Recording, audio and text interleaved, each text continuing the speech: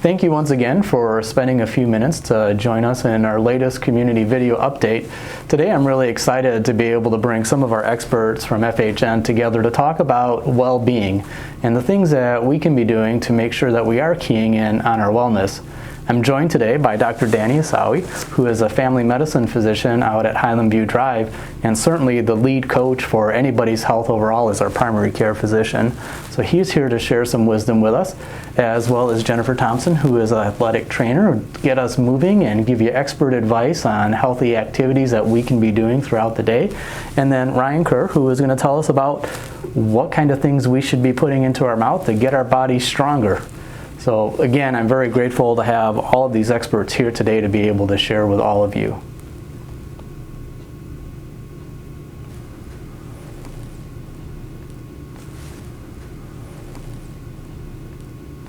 It's very true that with the pandemic, people have become more active and are eating less healthy. You're going to want to be cautious about that because long-term effects of this can cause significant issues down the road, specifically diabetes, heart disease, high blood pressure. These are all things that need to be managed and early and prevented if can be in order to prevent further deterioration in your overall health and well-being as you age.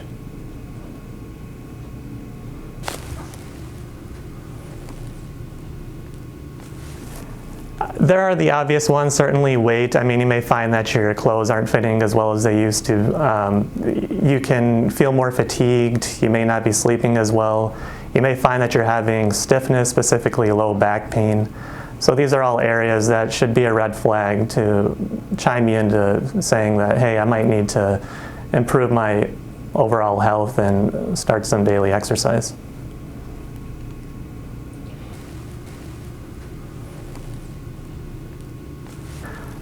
I can speak on personal experience from this one.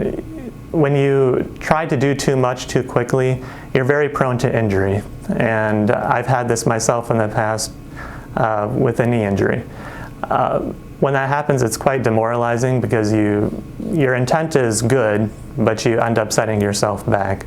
So going slow, try to make a routine out of it. That's the most important thing. You're going to want to, start with a few days in the week, see how you do with it, and then build up from there. Watch out for fad diets because a lot of the times these aren't really sustainable in the sense that they're likely diets that you don't enjoy. So you need to find things that you tend to enjoy and eat, and those will stick with you in the long run.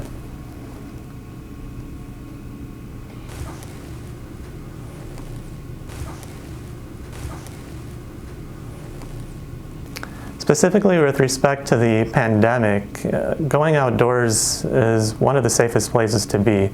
The virus, we know, does not transmit nearly as effectively as in crowded indoors areas versus outdoor.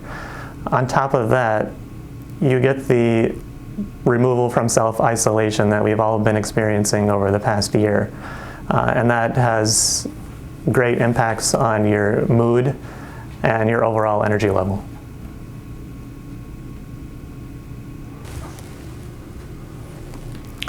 So when you're not having a healthy variety of foods, you tend to develop nutritional deficiencies. So specifically, I'm referring to vitamin deficiencies.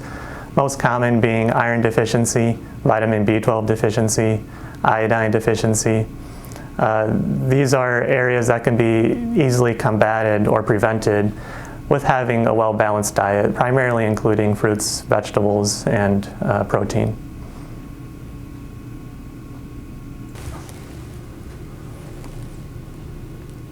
I would advise them to pick activities that you enjoy and try not to do too much too quickly.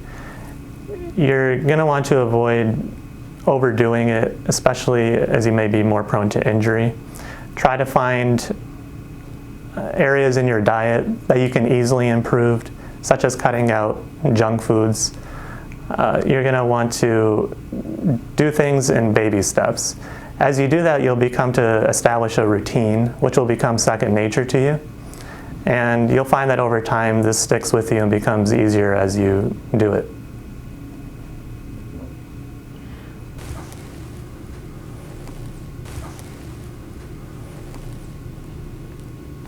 I would say with the weather getting significantly better, it's a great time to get outdoors, get some sunshine. You'll improve your overall mood just by being outdoors and outside of the isolation we've all had to endure over the past year. You're also going to want to look at ways to improve your health from a dietary aspect as well as exercise. In addition, I highly recommend everyone get vaccinated. You can sign up at FHN.org. It's everyone 16 and over.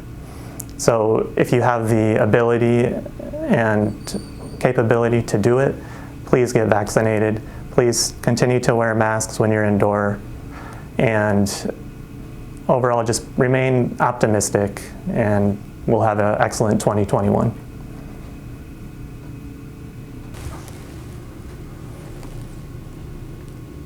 Simply put, you feel better. Movement really is medicine, and not just physically, but mentally and emotionally.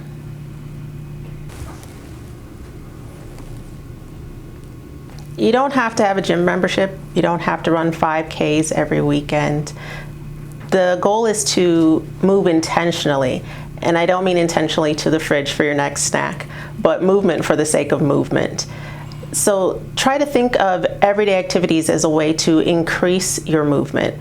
When you have a commercial break, get up and do some exercises. While you're waiting for your food to cook in the microwave, do a few exercises. In between meetings, stretch. When you're going to the restroom, do a few squats. There are plenty of ways you can be creative. Not everyone feels like they have 20 to 45 minutes of time, 4 days a week, to set aside for exercise. So set a time that works for you and pick something that you like to do. And once you get going, you may find that you're moving for longer.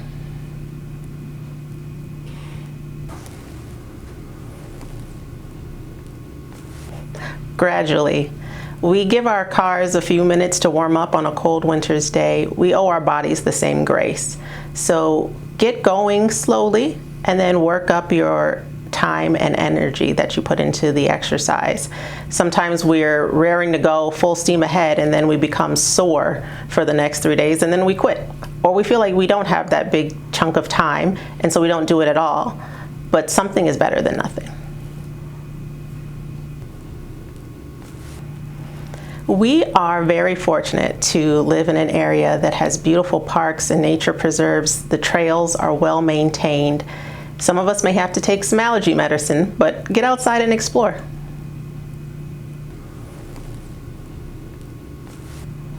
Remember, the ultimate goal is just to get moving. And remember, you're doing something positive for yourself. Reward that effort. 6 words. Make it fun, keep it fun. When you enjoy it, you'll keep doing it.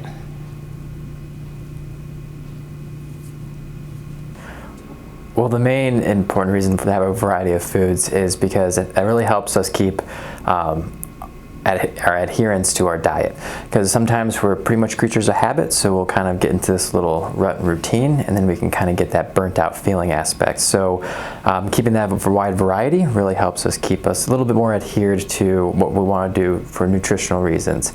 Another reason is because every fruit and vegetable and proteins and carbohydrate food groups all offer various different nutrients, so having that variety really kind of offers us maybe vitamins and minerals or micronutrients that we might be lacking. So for example, if we're eating a lot of cashews and pine tree nuts, we could be getting a lot of magnesium. But if we don't every now and then eat some sunflower seeds or some hazelnuts, we might be lacking a little bit of vitamin D. A good balanced diet, we can kind of follow along the USDA's guidelines called My Plate. What we want to do is try to have a good half our plate coming from fruits and vegetables, a quarter of our plate coming from whole grains like brown rice, whole wheat, pastas and cereals, and then another quarter of our plate coming from a lean protein like chicken, fish, seafood, turkey, just so we're cutting down that saturated fat content. And then the last food group would be our dairy products, so like low-fat milk and low-fat yogurt.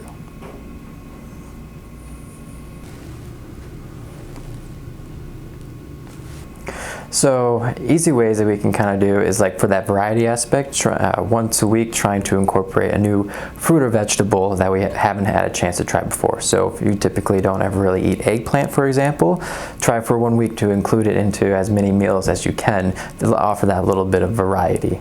Another way to kind of help incorporate different foods into our diet would be browsing our local farmers market to check out the local fresh produce.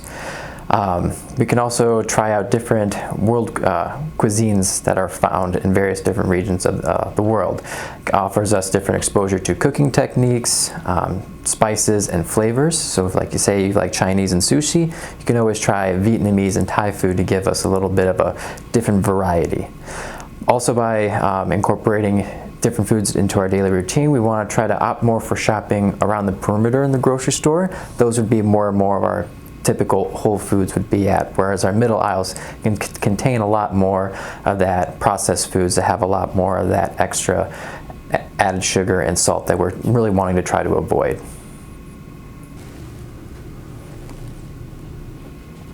So what we want to do is do a little bit of planning and preparing for trying to avoid us being hungry, because if we notice that we're starting to get a lot more starved or hungry towards later at the end of the day and at night, that means we're probably not feeling ourselves enough throughout the day. So trying to plan a good balanced meal based on those USDA guidelines, as what My Plate has said, and then also having that extra meal prepped and planning ahead of time, whether it be cooking with individual ingredients for quick easy meals or having access to chopped and prepared fruits and vegetables that are already in the fridge, can kind of help us keep it a little bit adhered to that busy schedule, so we're not missing meals, or we're making sure we're having enough at our time so we can still keep full and hungry. Also, by incorporating good nutritious snacks. So by snacks, we want to opt more for solid foods compared to our liquids, because that solid food helps us stay fuller a little bit longer, but also by having it based on the guidelines as well as just smaller portions can help us kind of in between those meals stay on track, so we're not getting too hungry for our next meal time. My favorite healthy snack would be pistachios and grapes. I kind of get a little bit of that nuttiness from the pistachios, a good source of hard healthy fats, vitamin E, and protein, while the grapes also offer us that kind of that sweet tooth aspect. For the summertime, I like putting my grapes into the freezer so I can get a nice kind of cool, refreshing popsicle comparison.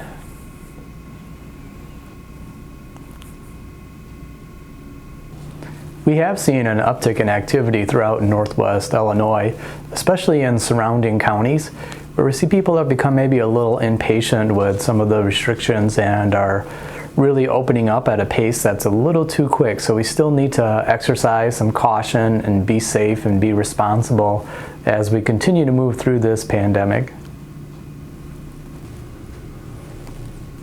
They're going extremely well. It's a very efficient process. People are commenting how easy it is to be able to get the vaccines done. And by the time we're showing this video, anybody over 16 should be eligible to sign up on www.fhn.org to get on the vaccination waiting list, and we'll get to you as soon as possible. The supply of vaccine just recently has seemed to be very consistent, and we're seeing greater numbers each week, which is good news for our community.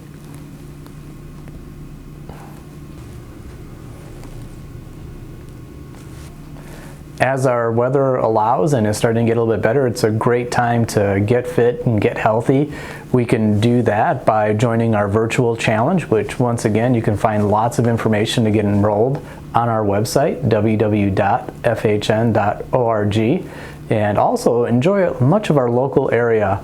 It's a great time to be able to get out and about, support local businesses. There's lots of healthy eating options if you take time to just do a little bit of homework and support some of the local individuals. And be safe. Enjoy yourselves responsibly.